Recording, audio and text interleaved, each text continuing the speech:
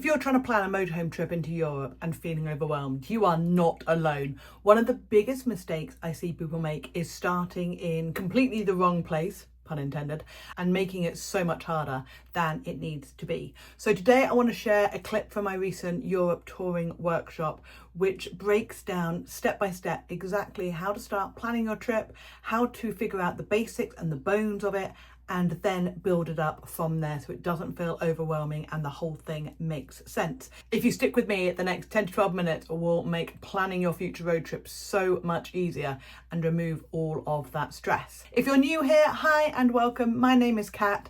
I quit my job back in 2018 to go touring around the UK and Europe in my motorhome. I've been lucky enough to do that ever since. We're talking 8+ years now. And I have helped hundreds of people plan and enjoy their motorhome travels and road trips. So today I want to share with you things that I've learned over the past few years and tips that have really helped me and other people plan without the stress. Ready? Let's dive in. So the order that I recommend you approach planning any of your trips, but particularly into Europe, is obviously what we're going to do very soon, which is planning the basic sort of outline, the bones, if you like. Then looking at things that you've got to do in advance. So this is things like getting your paperwork sorted, any pets. I'm doing next month's workshop is all about touring with pets, specifically dogs, but touring with pets, paperwork, the changes in 2026 and all of that kind of stuff. So I'm not going to go into it in massive details on this one, but that is coming up next month. Then obviously booking all the stuff that needs to be booked, checking all the gear, make sure you've got all that, making sure your vehicle is ready, and then we start doing final checks and the route planning. So route's quite a long way down that whole thing. So choosing where to go. This is hard because there's a lot of beautiful places that you can visit. So I will try and give you some tips on like sort of paring it down. On our very first group trip that we did into Europe ever, we got sort of into, I think it was like day 3 or 4. And one of the couples on the group had a bit of a domestic in their motorhome because they couldn't decide where to go next. And I think I cover that in there, but if I don't, I'll share sort of the advice that I gave with them then. So the first thing that I say is, do you have a goal for the trip? So for example, when I went up to Norway, my goal was literally I wanted to drive my vehicle to Norway, so that I decided to go up through Sweden because there were no toll roads and back down through Norway. And literally I had 2 goals. One, I wanted to drive all the way to Nordkapp and in that big car park by the big globe that's at the top of Europe, and I wanted to see the Northern Lights over my van. That was it. It was nothing profound. Iceland, I wanted to just circumnavigate Iceland in the motorhome. Ireland was go to, I think it was the furthest western point, and then also drive the Wild Atlantic Way. So it doesn't have to be a profound goal. I have planned entire trips around still driving the Grossglockner, which is a really, really twisty, turny road in Austria. And I've tried it 3 times now, and every single time the weather has been atrocious. So never mind. It literally could just be driving a certain road, going on a certain place. I know lots of people who go up to Norway to drive the Atlantic Road, which is all quite good fun. If you don't have a specific goal, fine. How long have you got for the trip and how far do you want to go? So this is where people are like, well, I've only got 10 days, but I really fancy going to Croatia. And I'm like, you can physically get there, but you will not have a holiday. You won't see anything because you'll be doing basically driving there. I think you'll be there for about a day and a half and driving back again. And a lot of people as well want to visit Portugal, but they've only got a few days. So you have to then look at, well, how long is the driving route going to be? How long are you then going to be able to spend in country? So like in my opinion, going to Norway for anything under 2 weeks isn't worth it because by the time you get there, you can get there. We drove back from up about here in Norway and we got back to Wales in 4.5 days because that's when we picked up Mac. So you can get there in a week and see a few things. And if that's all you've got, then that's better than nothing. But if you can, do longer for these sort of further away trips. And then also, if you only want to do like 2 hours driving a day, you're not going to get as far, which is fine because you're going to be much more relaxed than idiots like me who then go and drive for 8, 9 hours a day and try and get as far away as you can. And then also kind of scenery that you're after. I mean, if you want to go mountains, you have to go somewhere like the Pyrenees or the Alps or even the middle of France. Did you know there's a mountain range in the middle of France that are beautiful? Or Mont d'Or. Vineyards, luckily, we have vineyards and cities and decent beaches, all within fairly easy access from the UK. So, yeah, there's loads of places, but this is where it can get a bit overwhelming, and sometimes you just have to pick one. So, if there are two of you, if you've travelled as a couple and you can't decide where to go, then sometimes either one person gets to arrange half the week and then the other person gets to do the second half of the week. Or if you're going for 2 weeks, one person does one week, one person does the other. Or sometimes you just have to literally, this is what we did on that trip, put all the different ideas in a hat and pull one out. And then you do the next one or for the next trip or something. And the other thing is who are you traveling with? If you're traveling with very young kids or grandkids, or elderly pets who need to stop fairly often and go to the bathroom or whatever. Or like my mum's who had a hip hop, she cannot drive at the moment for longer than about an hour. But if that's who you're traveling with and that's what their restrictions are, then you have to take that into account as well.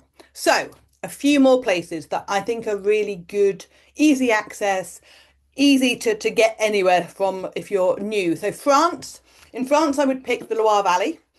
Even if you don't like wine, it's still beautiful. Really nice scenery, often really, really nice weather. There is a bit of rain, obviously. They're growing lots of things there. They don't do that without a lot of rain, but you also get loads of sunshine and there's just some absolutely stunning chateau and beautiful scenery to enjoy. Brittany, I love. Brittany is really underrated, I think, because there's so many people sort of drive through the top bit of France to get to the sunnier bit. Brittany is lovely and it's so easy to access from the UK. And Bordeaux as well. I love the west coast of France. So anywhere sort of from the middle downwards, there's loads to see around there. Particularly if you go Bordeaux down a bit, you've got lots of wine. You've got some fantastic beaches. That's where Biarritz, all the surfing and all that area is. And then you've also got, if you like mountains, you've got sort of, you're into the foothills of the Pyrenees as well.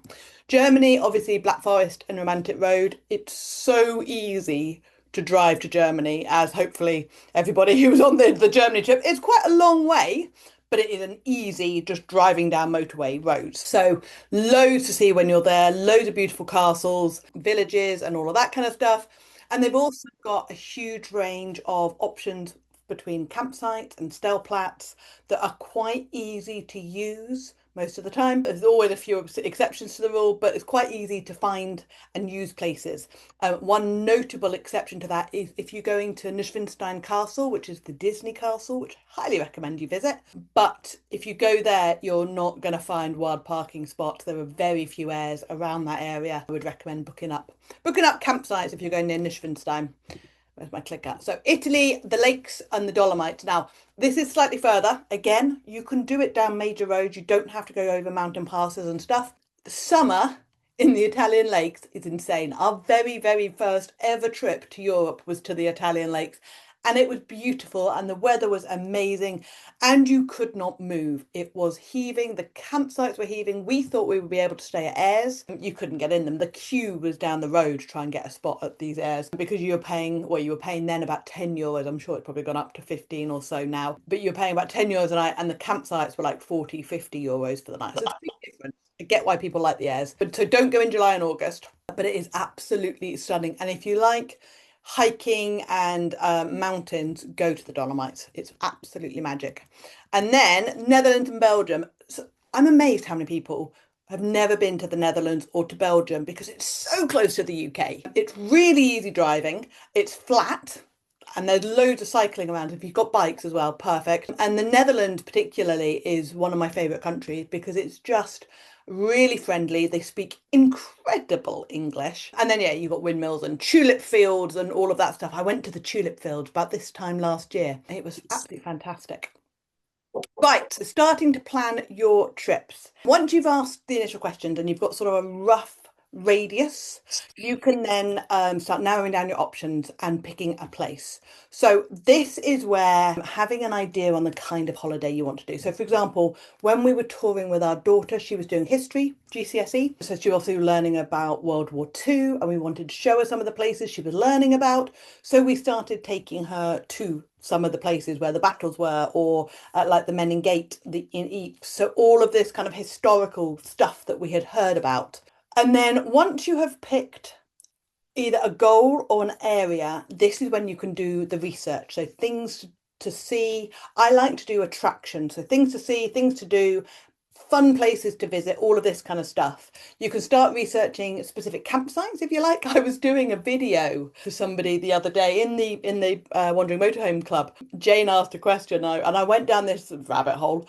And I saw this campsite on Park for Night that was advertised. Like, that looks amazing. And I just started digging down this. So sometimes you can literally be like, I want to stay at that campsite. I have a list of places that I want to visit. And you can just sort of collate all that research, even if you don't do it on the next trip, but you can put it in. And then I use Wilder Trips. You can use Google Maps, you can use Apple Maps, you can use paper maps. I'm going to show you how I build out these trips in a minute. But something where you can collate all of your research and put it onto a map so you see where everything is will make life so much easier. And then you have to start splitting into realistic driving days. And again, I'm going to show you how to do that. So I collate all of the information, I collate all of the cool places I want to do or want to go to, and then I start splitting it out and seeing if it's realistic in the time that I have got. So what we're going to do, this is what I do. So I go into Wilder Trips. Wilder Trips is free to build a trip. If you want to do like I've done, and I have hundreds of trips, most of which you guys have got access to inside the Motorhome Club. But yeah, I have loads and loads of them. So I just new trip, and we're going to Palmanova. I might have to take out Northern Italy. I'm guessing it's that one. Put it in pounds. I'm not going to avoid certain roads for the moment, but I will show you how you do that in a bit. And like I say, you can do what I'm about to do with this bit of software on a physical map. If you like to lay them out, you can do it on Google Maps, you can do it on Apple Maps. There's a thing called collections on both of those apps, either on your phone or on a laptop, where you can just collate. All we're doing right now is collating information. So we're going to create a new trip. Udine and Palmanova. So where is that? Oh, it's this whole bit there. Oh, how nice. We drove through that, never actually stopped. This is fun. It's going to spark my next adventure. So this is my process. If you found this helpful, the full workshop goes into much more detail. Obviously, I go on to plan a full trip, and then we talk about campsites and airs and apps and things that you need and all the rest of the stuff to actually make sure your trip to Europe goes off without a hitch. If you would like to watch it, the link for it is in the description box below. And I hope that you are planning some epic road trips. Hopefully, I'll see you out on the road. Safe travels. Bye.